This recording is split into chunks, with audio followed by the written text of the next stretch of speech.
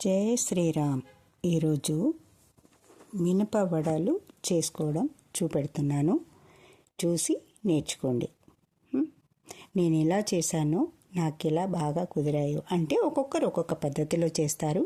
నేను ఇలా చేశాను, ఇది బాగుందా మీరు చూసి చెప్పండి నాకు, ఓకేనా?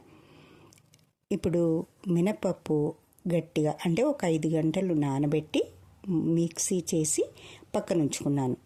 ఇప్పుడు చేయడానికి అందులో పచ్చిమిరపకాయలు, కరివేపాకు, ఉల్లి పొరక, కొంచెం అల్లం తురుము, జీలకర్ర, ఓమ, కాస్త సాల్టు, మనకు సరిపడా అంటే మన సైజుని బట్టి. ఇప్పుడు ఒక 4గురికి కావాలి, 6గురికి కావాలి అన్న సైజుని మీ ఇంట్లో ఉన్నదాన్ని బట్టి పెట్టుకోండి. ఇప్పుడు ఇది ఒక 1/2 కేజీ కంటే కొంచెం ఎక్కువ ఉంటుంది. ఒక బౌల్ తీసుకున్నాను. అది నిన్న చేసి పెట్టాను, అందుకని ఆ రోజు కుదరలేదు కనుక ఇప్పుడు మీకు అందులో కలిపేది మిక్సీ చేసుకోవడం అందరికీ తెలుసు కదా. మిక్సీ చేసుకుంటారో గ్రైండర్ చేసుకుంటారో, పిండి మాత్రం కాస్త గట్టిగా ఉండేలా మిక్సీ చేసి పెట్టుకోండి. మనం మినపప్పు రుబ్బి పెట్టుకోండి. ఆ తర్వాత ఇవన్నీ పొద్దున ఎలా వేయడం, ఎలా ఈజీగా ఉంటుంది వేయడానికి అది చూపెడుతున్నాను.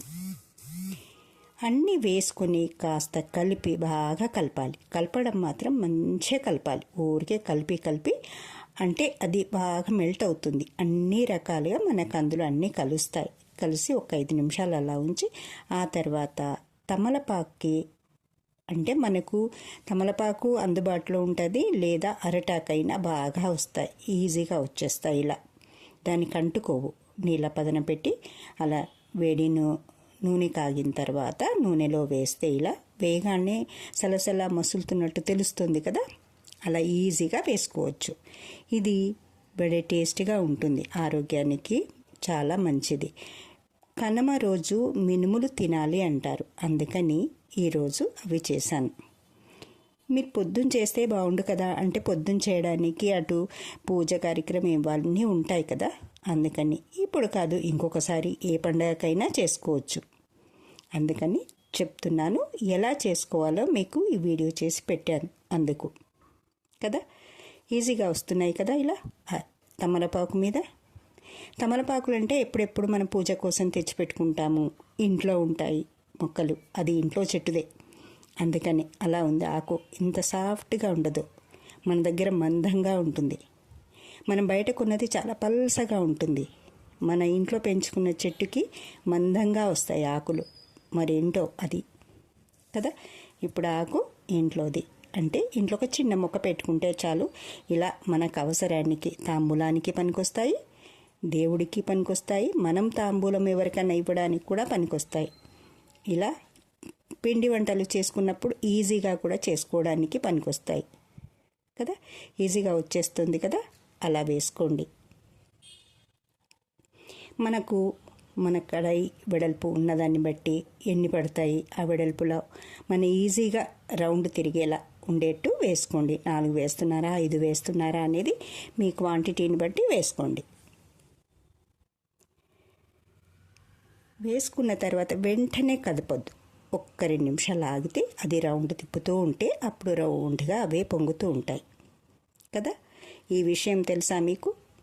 అందుకే ఇలా చేసుకోండి, ఈజీగా చేసుకోవచ్చు, టేస్టీగా ఉంటాయి, పిల్లలు ఇష్టంగా తింటారు. మీరు బాక్స్లో అయినా పెట్టుకోవచ్చు, ఎలా అయినా చేసుకోవచ్చు. దీనికి మీకు కారంగా కావాలి అనుకుంటే టమాటా పచ్చడి చేసుకోవచ్చు, లేదు కొంచెం చప్పగా ఉండాలి అనుకుంటే పల్లి పచ్చడి చేసుకోవచ్చు.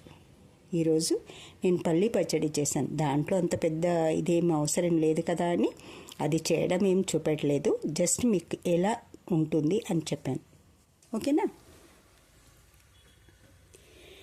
అంటే కొంచెం వేడెక్కిన తర్వాత ఇలా టర్న్ చేసుకోండి నిదానంగా కదా.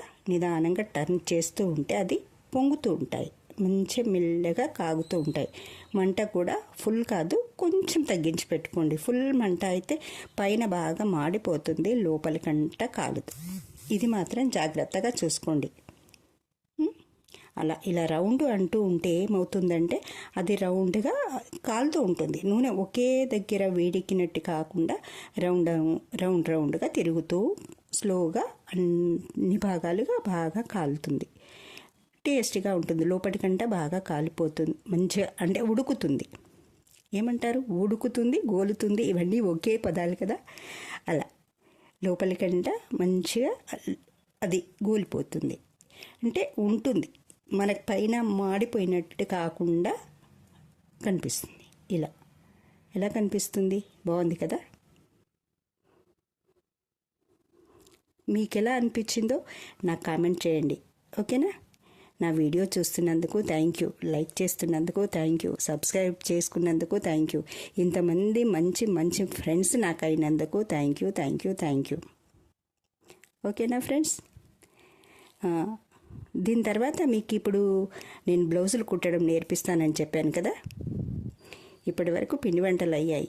ఇది కూడా అప్పుడప్పుడు పెడతాననుకో, కానీ మధ్యలో మీకు ఇప్పుడు కొంచెం నేర్పిస్తే బాగుంటుంది అనిపించింది నా మనసుకి. బ్లౌజులు కుట్టడం నేర్పిస్తే ఎవరికైనా అవసరం ఉన్న వాళ్ళకి, మీ ఫ్రెండ్స్కి షేర్ చేయండి.